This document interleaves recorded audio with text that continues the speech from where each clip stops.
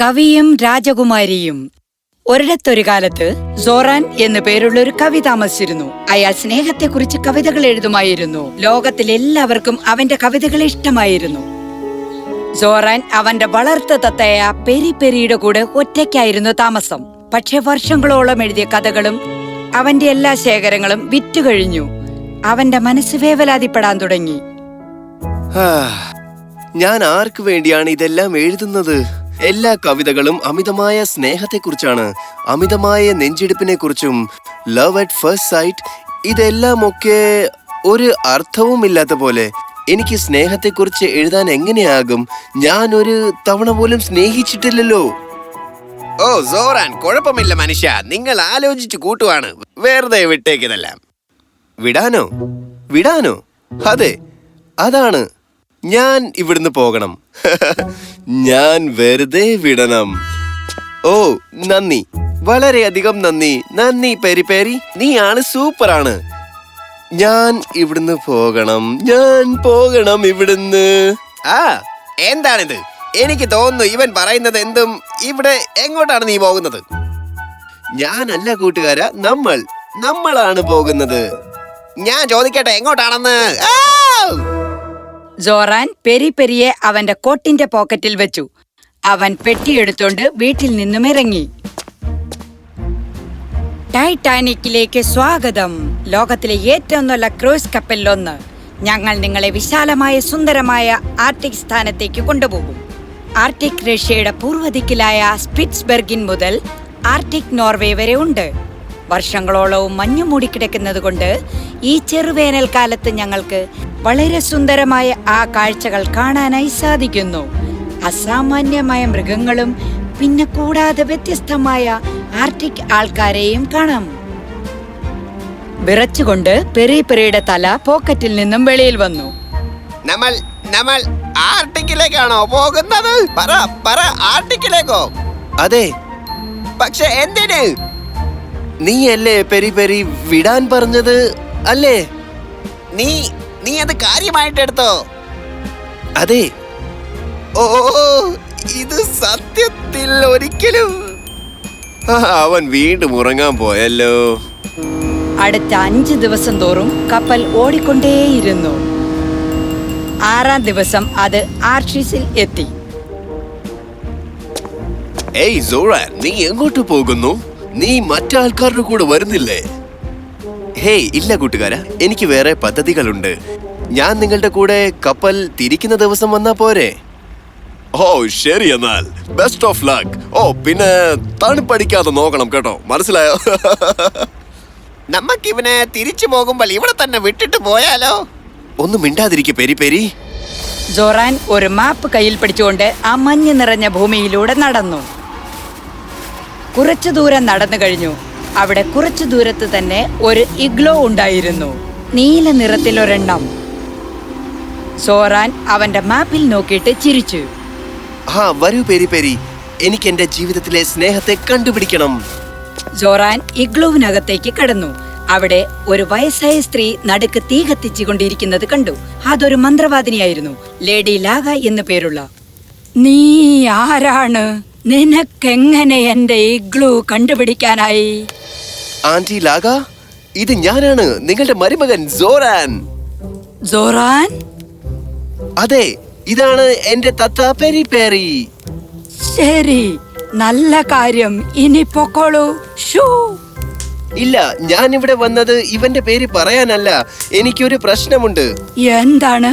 ഞാൻ ഒരു കവിയാണ്. ഞാൻ സ്നേഹത്തെ കുറിച്ച് എഴുതുന്നു.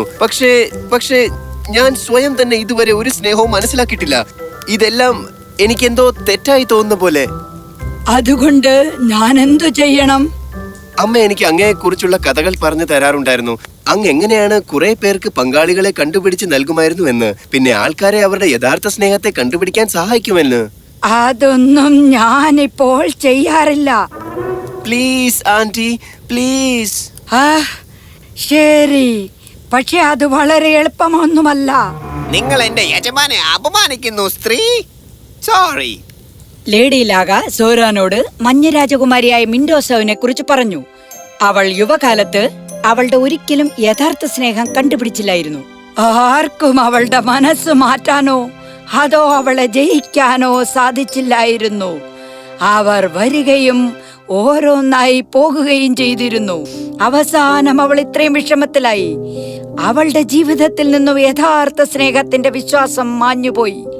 അവളുടെ മനസ്സ് തണുത്തു, കൂടുതൽ തണുത്തു. അവളുടെ മുഴുവൻ ശരീരവും മരച്ചു മഞ്ഞായി. രാജാവ് പലതരം ഉപായം ശ്രമിച്ചു നോക്കി അവളെ തിരിച്ചു പഴയ പോലെയാക്കാൻ. പക്ഷെ ഒന്നും ഫലിച്ചില്ല. അവസാനം ബുദ്ധിശാലിയായ ഹെർമിറ്റിന്റെ വാക്ക് കേട്ട രാജകുമാരിയുടെ മഞ്ഞ നിറഞ്ഞ ശരീരം ആർട്ടിക്കിലേക്ക് മനസ്സില്ലാ മനസ്സോടെ മാറ്റി. ശരി, നിങ്ങൾ ഇത്രയും അഗാധതയോടെ പറഞ്ഞ ഈ മഞ്ഞു നിറഞ്ഞ പൈങ്കിളി കഥ എനിക്ക് വളരെ ഇഷ്ടമായി കേട്ടോ.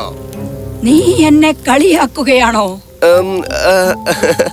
അവനെ കാര്യമാക്കണ്ട ആന്റി, പ്ലീസ് ഇനിയും പറയൂ. ഇവിടെ നിന്നും കുറച്ചു ദൂരത്ത് പെൻഗിനുകൾ താമസിക്കുന്ന കോളനിയായ ചീറിൻസ് ഉണ്ട്. അവരെപ്പോഴും സന്തുഷ്ടരാണ്. അവർക്ക് കണ്ണുനീരെന്താണെന്ന് ഇതുവരെ അറിഞ്ഞിട്ടില്ല. നീ അഥവാ അവരിൽ ഒരാളിലെങ്കിലും സന്തോഷത്തിന്റെ കണ്ണുനീർ വീഴ്ത്തിയാൽ, അതും ഒരു കല്ലിൽ വീഴ്ത്തിയാൽ, നീ പകുതി കടമ്പ കഴിഞ്ഞു. എന്താണ് അടുത്ത പകുതി കടമ? ആ കല്ല് കയ്യിൽ വെച്ചുകൊണ്ട് നീ ആ മഞ്ഞു ശില്പത്തിന് മുന്നിൽ ചെന്ന് ഇഷ്ടം പറയണം. അഥവാ നിന്റെ ഇഷ്ടം രാജകുമാരിയുടെ മനസ്സ് വരെ എത്താനുള്ള ശക്തി ഉണ്ടെങ്കിൽ, അതും മഞ്ഞിന്റെ പാളികൾ മാറ്റിക്കൊണ്ട്, എങ്കിൽ നിനക്ക് നിന്റെ യഥാർത്ഥ സ്നേഹം കിട്ടിയിരിക്കും. എന്താണ് കാര്യം? എനിക്ക് തോന്നുന്നു നമ്മുടെ അടുത്തുള്ള ലാന റോഡ്രിഗസ് ആണ് നല്ല തീരുമാനമെന്ന്. അവൾക്ക് നിന്നെ ഇഷ്ടവുമാണ്. പിന്നെ നിനക്ക് ഈ കല്ലും മഞ്ഞും മലയും കേറേണ്ട ആവശ്യവുമില്ലല്ലോ. ഞാൻ പറയുന്നത് നിനക്ക് മനസ്സിലാകുന്നുണ്ടോ? പെരി പെരി, എന്താ?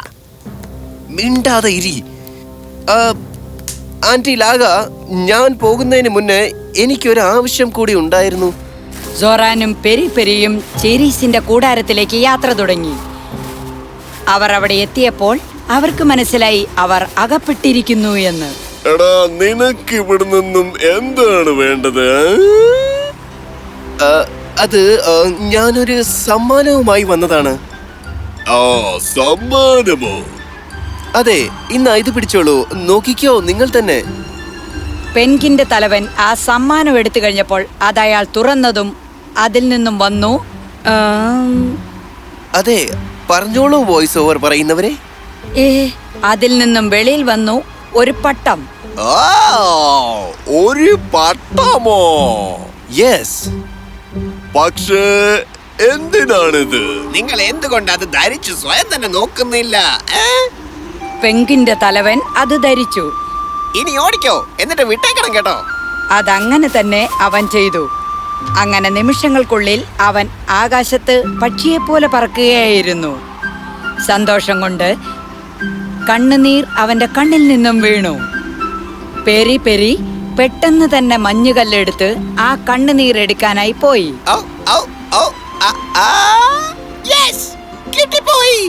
ആ കണ്ണുനീർ കല്ലിൽ വീണു. അത് തിളങ്ങാൻ തുടങ്ങി. പെൻഗിൻസ് അവരുടെ തലവന്റെ പിറകെ ഓടി. തലവൻ സന്തോഷത്തോടെ പറക്കുകയായിരുന്നു. അതിനിടയിൽ സോറാനും പെരിയും മഞ്ഞുശില്പത്തിനടുത്തേക്ക് നീങ്ങി. അവർ മഞ്ഞുശില്പം നിൽക്കുന്ന സ്ഥലത്തെത്തിയപ്പോൾ അവർ മതിമറന്നുപോയി. തത്തയുടെ കൺകണ്ട ദൈവങ്ങളെ, ഇതെന്തു സുന്ദരമാണ്! സോറാൻ പുഞ്ചിരിച്ചുകൊണ്ട് ഒരു മുട്ടിലിരുന്നു. അവൻ കണ്ണുകളടച്ച് ഒരു നീണ്ട ശ്വാസം എടുത്തു. ഈ അത്ഭുതമായ നിമിഷത്തിൽ സ്വയം നിലച്ചാലും, ഈ അത്ഭുതമായ നിമിഷത്തിൽ എന്റെ ശക്തി തളർന്നാലും, നിന്റെ ആഗ്രഹമായി എന്ന് അത് പൂർണ്ണമാക്കാൻ എല്ലാം പിന്തള്ളി മുന്നോട്ട് വഴികാട്ടാൻ നിന്റെ അടുത്തേക്ക് നിന്റെ ഹൃദയവും കൊണ്ട് നിന്റെ മനസ്സും എല്ലാം എന്റേതാവട്ടെ. എന്നെ സഹായിക്കൂ രാജകുമാരി. എന്റെ നിയന്ത്രണം വിടുന്നു. ആ മഞ്ഞ് ചില്ലുകൾ പൊട്ടിച്ച് എനിക്കായി വരൂ നീ.